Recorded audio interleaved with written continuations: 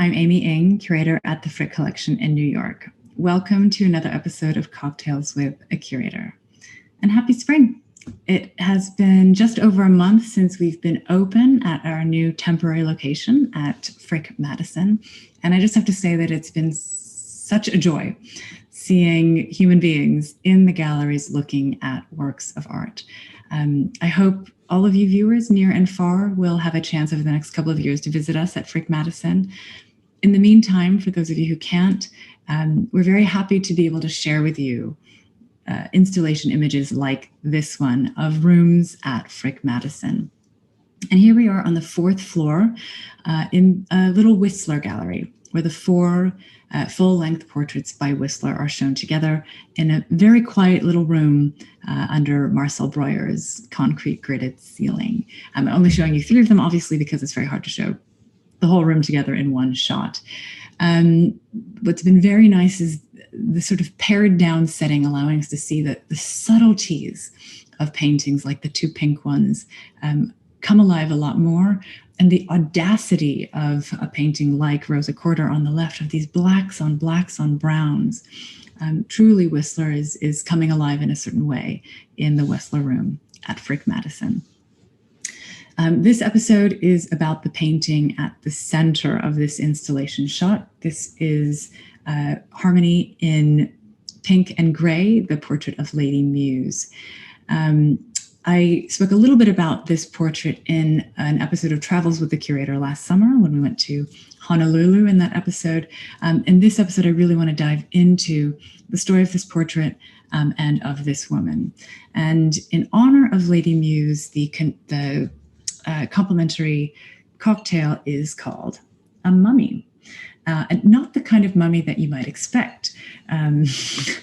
Lady Meux did not raise any children. In fact, this kind of mummy pays tribute to Lady Meux's activities as a very avid collector of Egyptian and Assyrian antiquities, including a very famous mummy.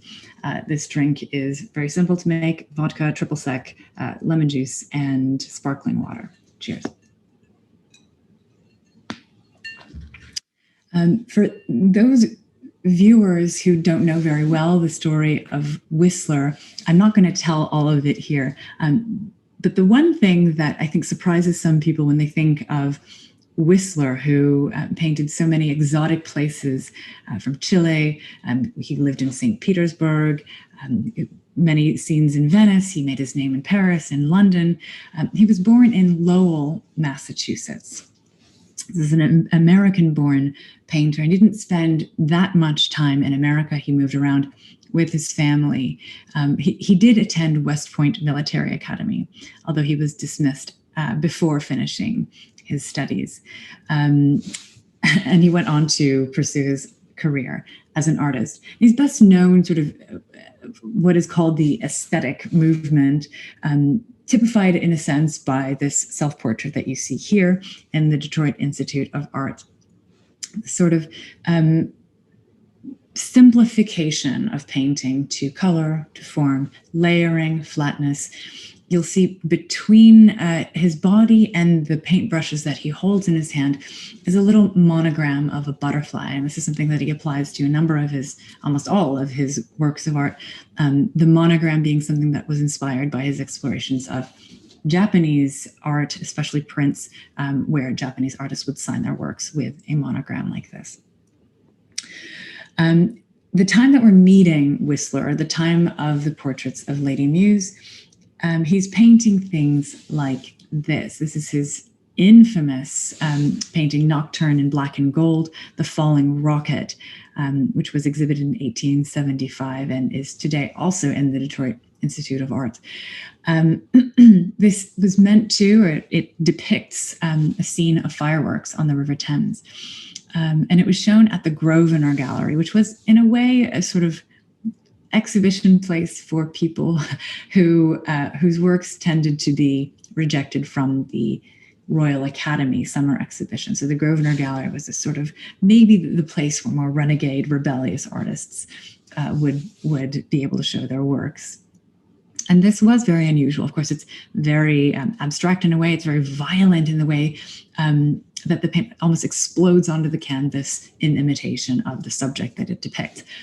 What Whistler, I mean, he knew he was pushing the envelope. What he probably did not anticipate was that it would push the envelope quite so much that it would instigate the art critic John Ruskin, shown here in a young portrait by Millet, to write such an excoriating review of him, calling it flinging paint basically at the canvas, that Whistler sued Ruskin for libel. And it was a long, drawn-out court case.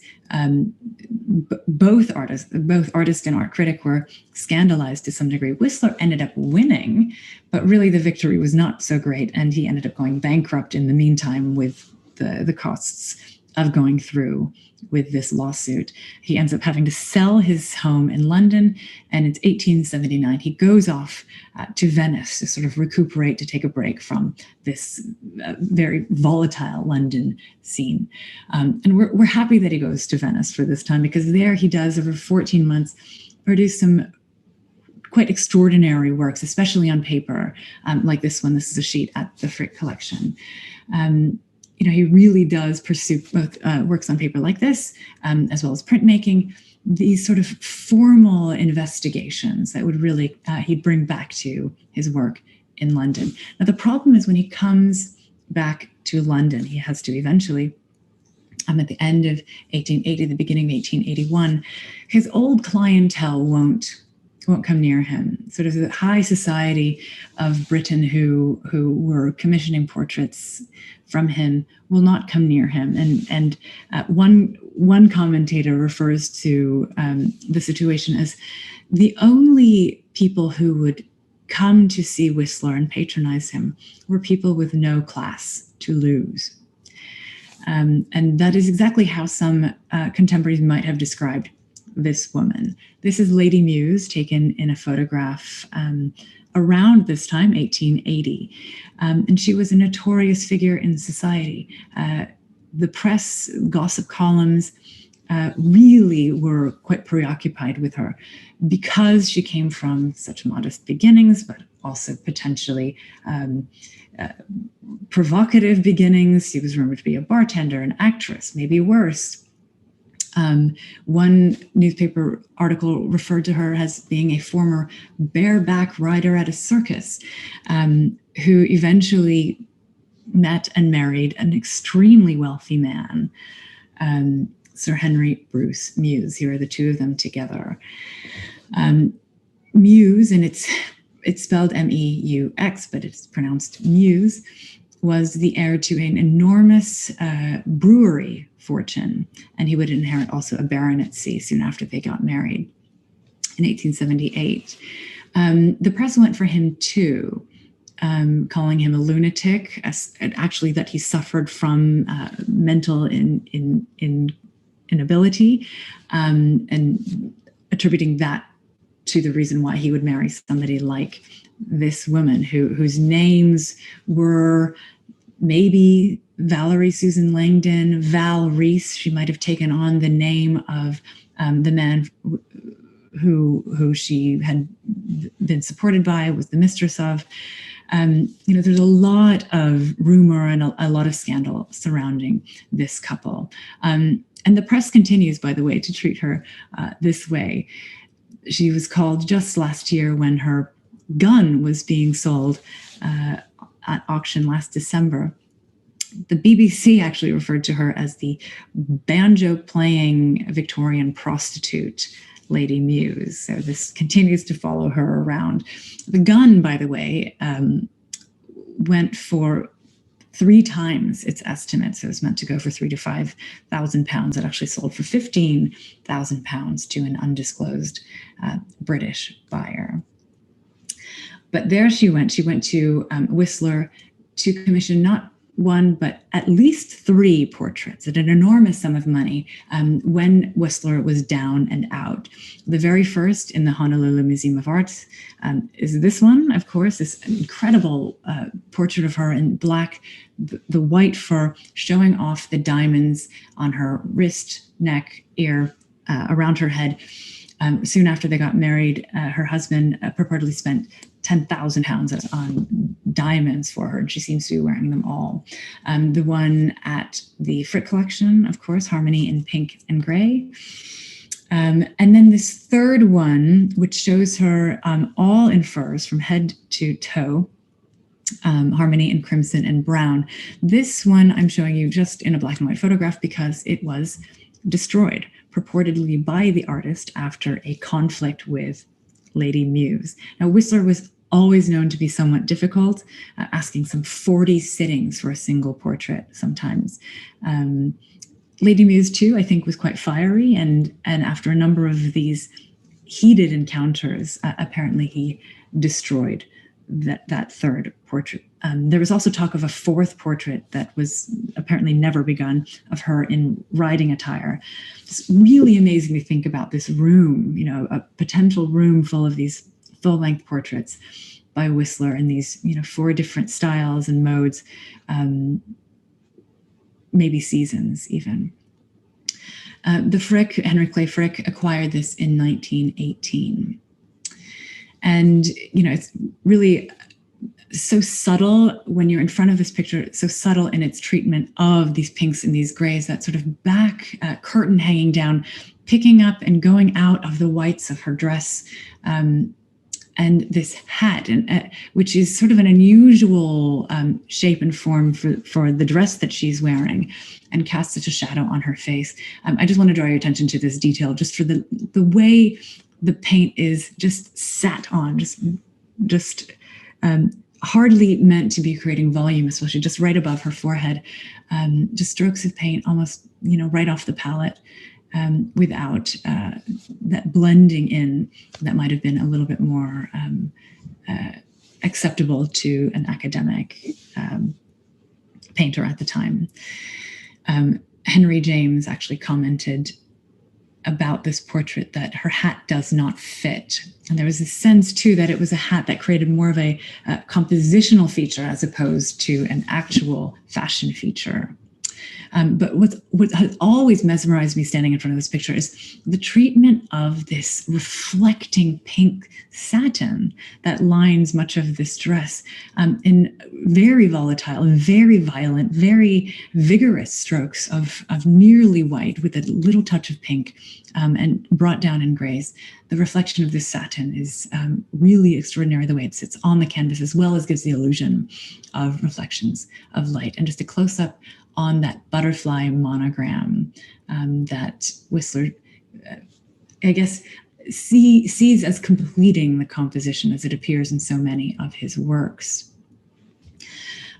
Standing in front of a painting like this, one always, of course, has to wonder the distance between what we see in the painting, what he's captured in the painting, and what was the person really like.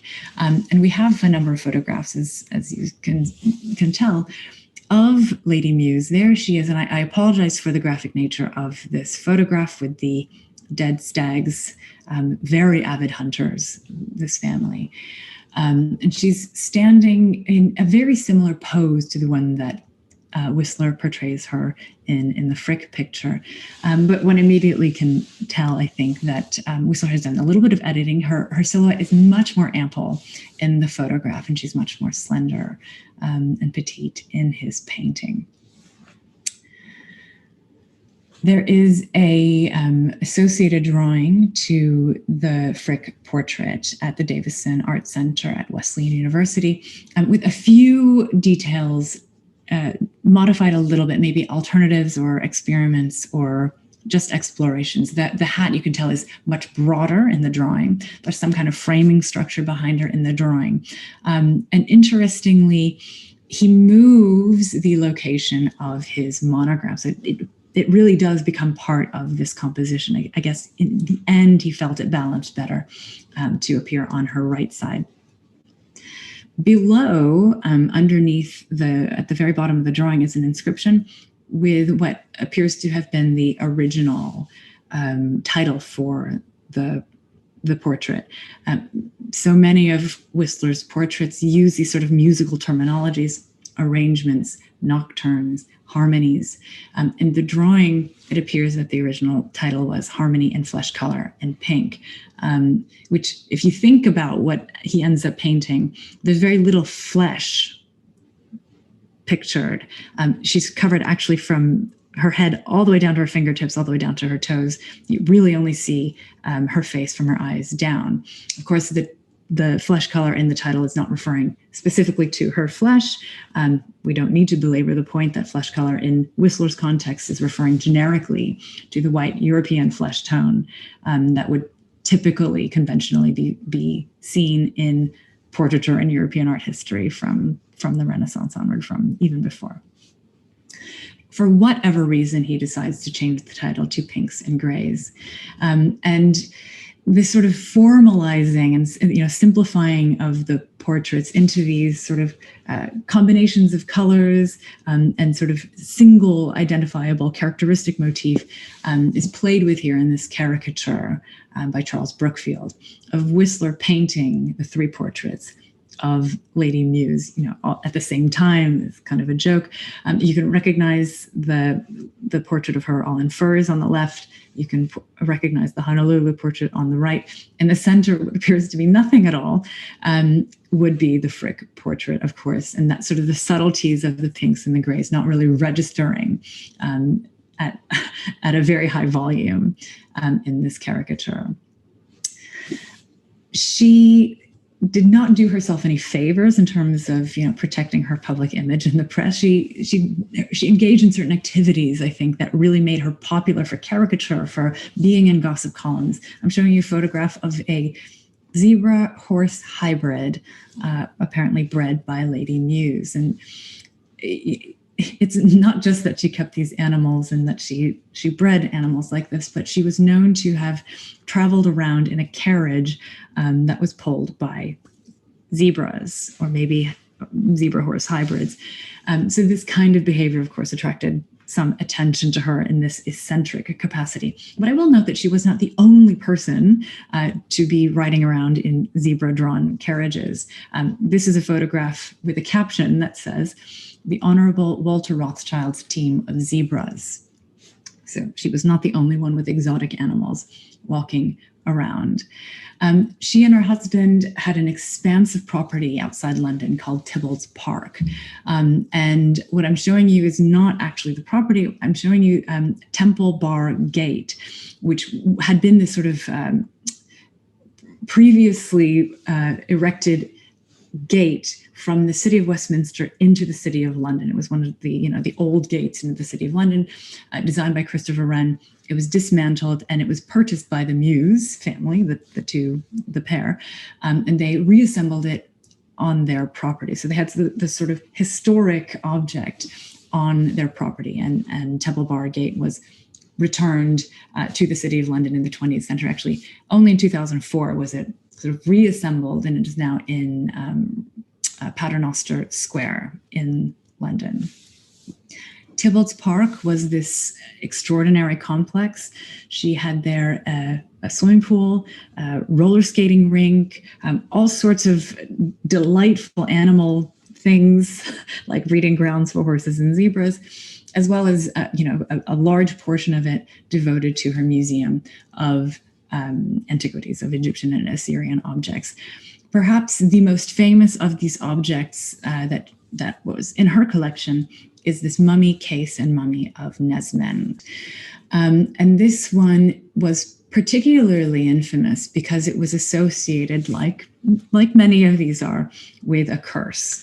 And I'm showing you a newspaper article published in 1911 in the Pittsburgh Press. So this is making news, of course, in America.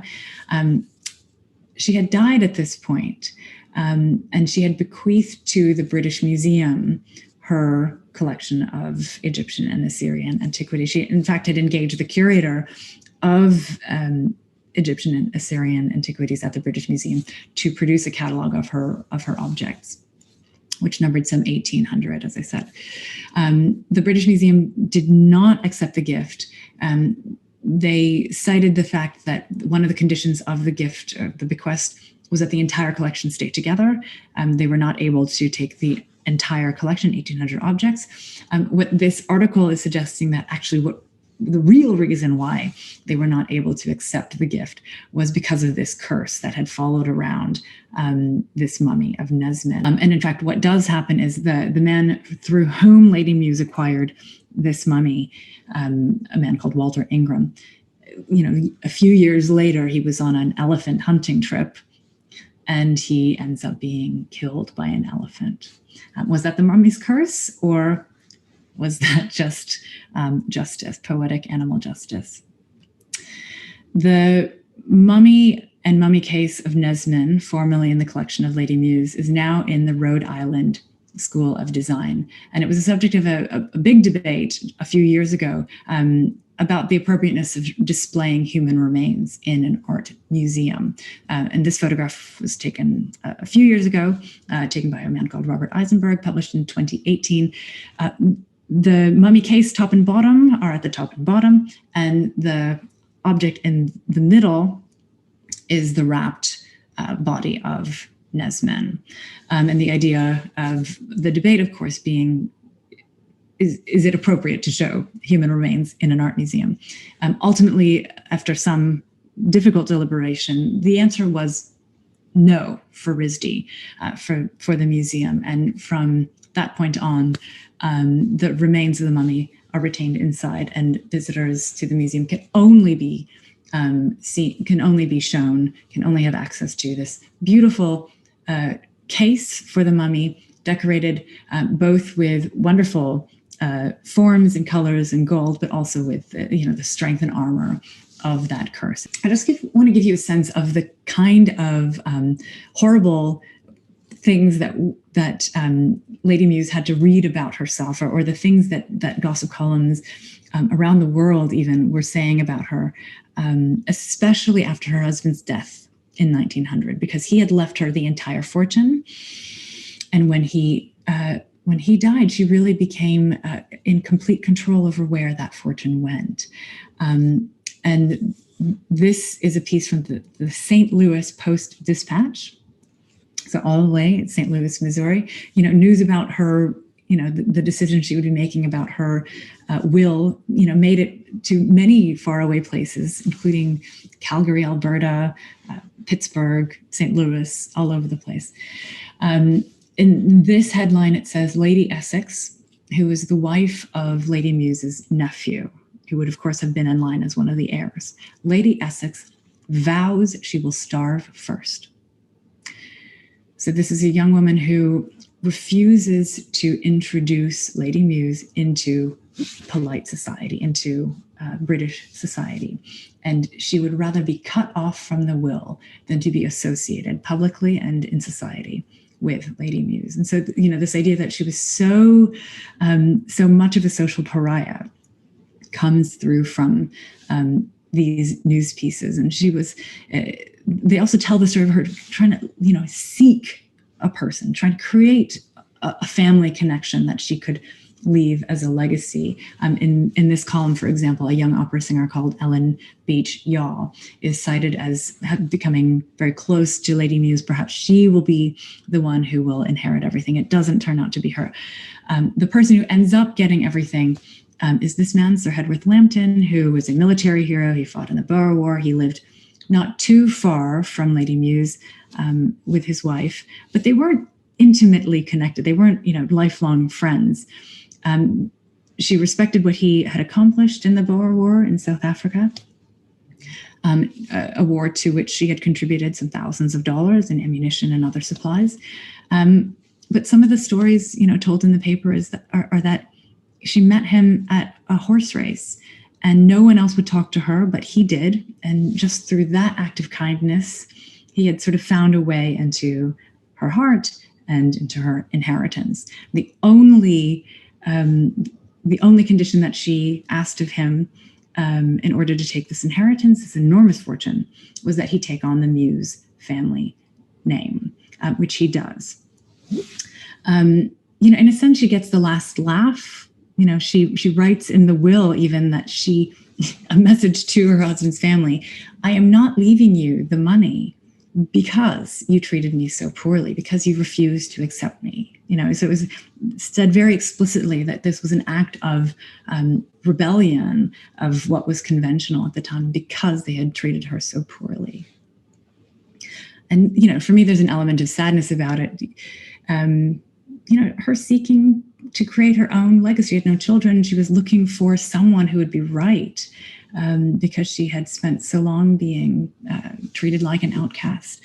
And thinking about her husband maybe having been that only person in her life who she had been able to feel loved by, etc. And he was then accused of being a lunatic for doing so.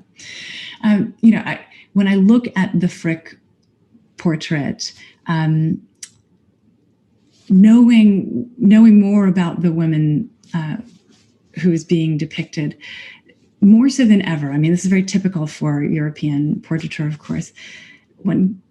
I get the sense of this sort of strong veneer, this sort of armor of strength and power and fashion that is, hiding that human being underneath. I've been struggling a little bit with thinking about this question. How much does knowing this biography of this woman, the whole thing, for the years, a couple of decades, few decades after this portrait is made, when we know about so much more that happens with her will and everything, how does that affect the way that we look at this portrait made at the early 1880s?